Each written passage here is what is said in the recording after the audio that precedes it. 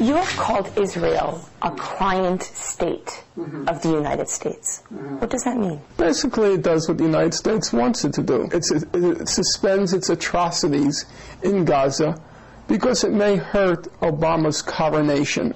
You know, we're now having an anointing of I'm not sure if it's anointing of a king or a swearing in of a president, but we're having some sort of celebration. And so nothing is allowed to ruin the party. So we have to stop killing children in order to make President or King Obama happy. And that's Israel. Israel's just a total slave of the United States. It can't do anything without the United States. Speaking of President Obama, how do you foresee him? He's going to be the same. He's a complete opportunist. If he were white, you'd say there's no difference between him, say, and Clinton. Both of them are quite intelligent. Clinton's probably smaller than him. But both of them are quite intelligent, and both of them are completely opportunistic politicians. They have no principles, no values, no commitments, no convictions, other than to power. And they are both quite skillful at assessing which way the winds are blowing, what's possible and what's desirable to preserve their power and preserve their privilege, and they go with it. The only reason people have illusions about Obama is because he's black. If he were not black, people would have no illusions about him. You know, he's just another run-of-the-mill crooked politician. You speak very candidly about your position on this issue and have for the past 25 years. As a result, you've received a lot of praise, but you've also been criticized. You've been labeled a traitor because you're Jewish, anti-Semitic, a Holocaust denier. How does that make you feel? There's a whole people which is being decimated. I'm not going to wallow in self-pity about the names that are being hurled in my direction. We have a challenge. We have a responsibility.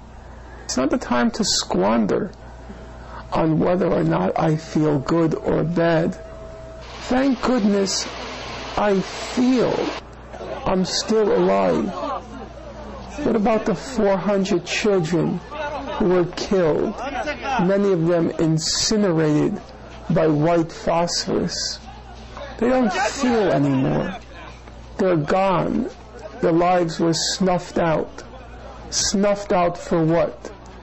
To fit it in just in time between Election Day, November 4th, and Coronation Day? Like a holiday you fit in on your calendar? That's why 400 children were incinerated by this satanic state? And I'm now supposed to worry about how I feel because they call me this and call me that? Let them all burn in hell for what they did to the poor people of Gaza. What did those people ever do?